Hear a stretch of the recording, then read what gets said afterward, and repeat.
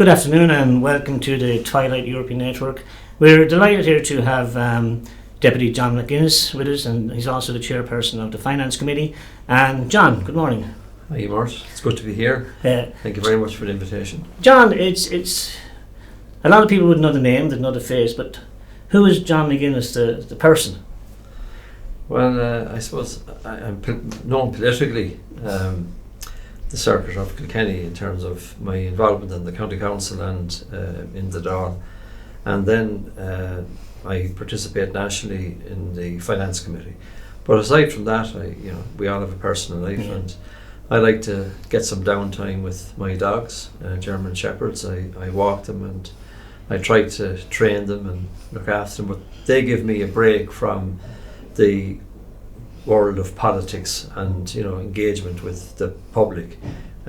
You need time to get out. You need time to, I suppose, strategize too and think about where you're going next and how you can help people, all of that type of thing. And I engage with so many different organisations and groups. There are times when you want to get the space to sit back and think how they all fit in together, including your own group. But the two dogs are beautiful dogs. Yeah, I brought them from Germany. I took a for Gary one time, and I went to Germany with my son MJ, and we picked up one dog, and then I got another one. And only in the last few weeks, the female has had some pups. So I'm looking forward to engaging with the pups and taking them out and so on.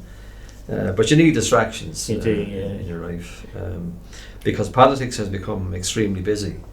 And I'm sure that it's not unlike your group or your project. You start to grow it, and then it becomes quite huge, and you have to devote more and more time to it.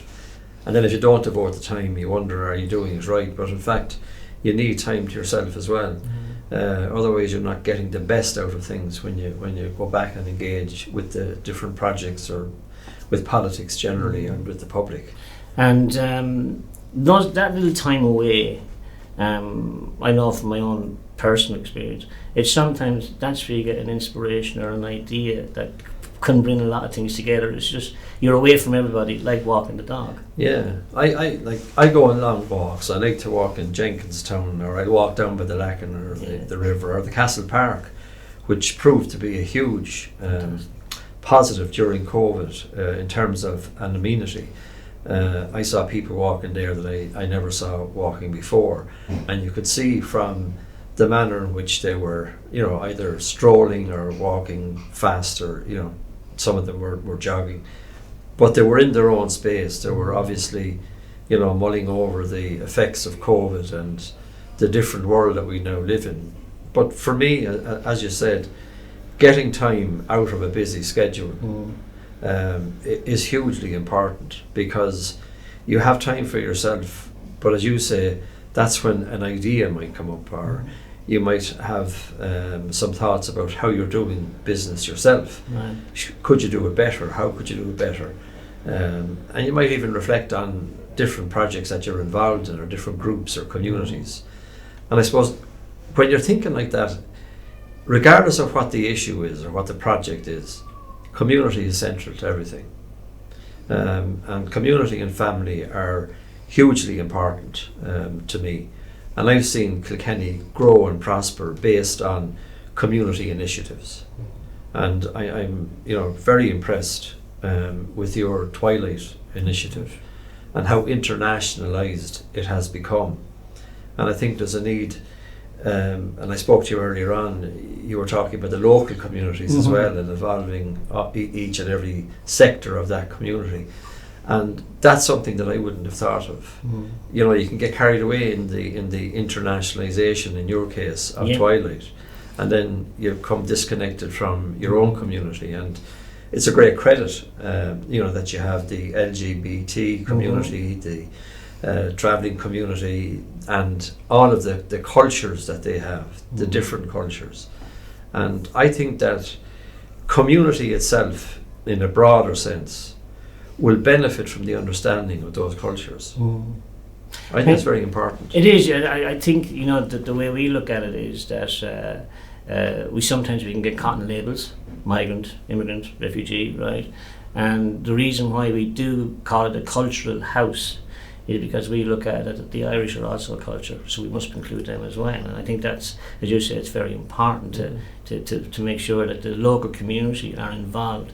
And what we find then is actually the knock-on effect is integration just happens by itself. To start talking to each other, to have a cup of coffee, and that's our philosophy: is don't force it. And if they're on the one building, they'll work together. Yeah, and it comes to them, I think, more naturally. Yeah. And then you get that crossover in terms of youth, and we always talk about youth, and then we segregate them. Yeah. But actually, in the way that you're doing it, you're integrating, locals, with those that are here nationally, those that are coming here internationally, and we're going to have a lot more of that now with Ukraine and so on. The way things are going out there. So it's very important to have that base well anchored in the community. And I was very impressed with that young man this morning. He's over your youth organisation. Yes, Mikhail Shvigilsky. He is a transition year student, and he discussed the youth club with me. Yeah. And then we said, right, and what I'm doing with them, John, is I've given them their own fund, and we have the Bank of Ireland talking to them about budgeting. So we set them up with their own chairperson, secretary, treasurer, and we're letting them run it themselves. They pick the programs, which are unbelievable programs, right? So I'm trying to give them. In a few years' time, he's going to go to college.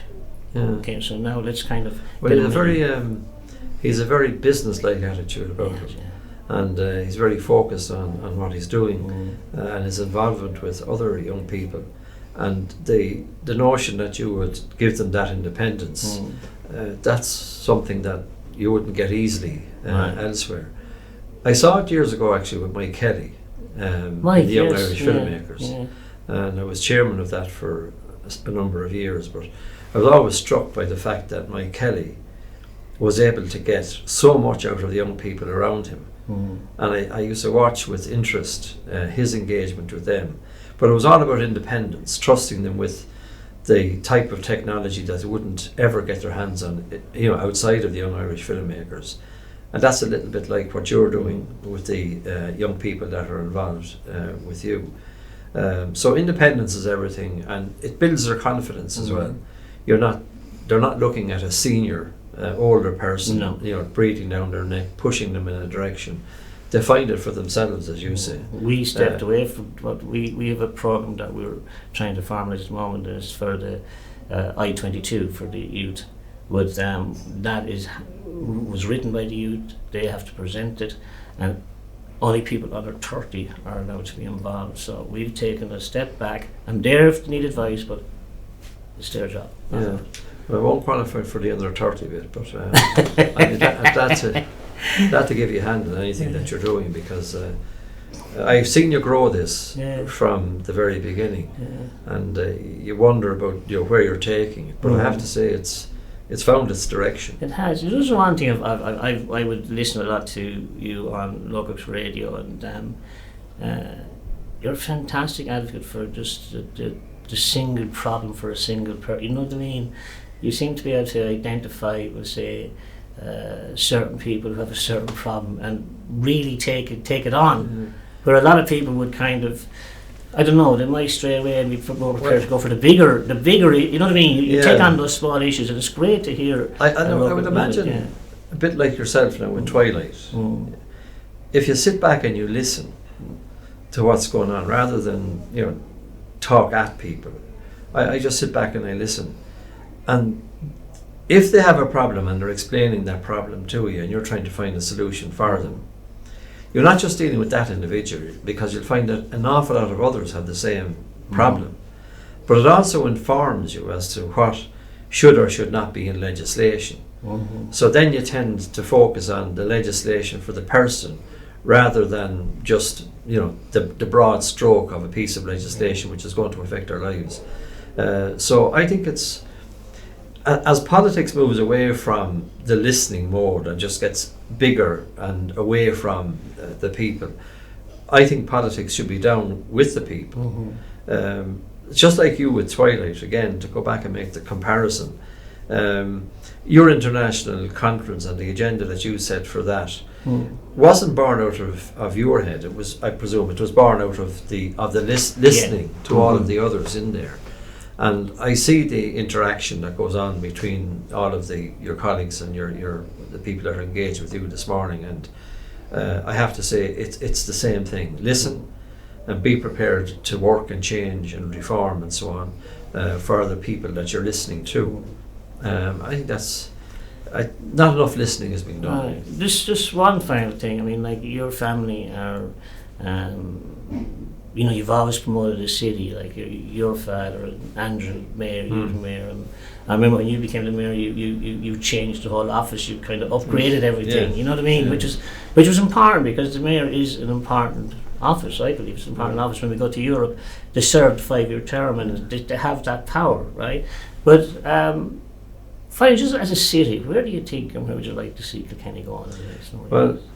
If Kilkenny is to grow and prosper and be a dynamic, modern city, it is actually going to require the likes of Twilight to reach out to all of the different nationalities that we have here, all of the different groups, the different cultures that are represented now in the city, to break down barriers that can arise. Like, the barriers have not gone away, but the younger people that are coming along, based on the idea that you have of, Ireland and Irish people are included in this project.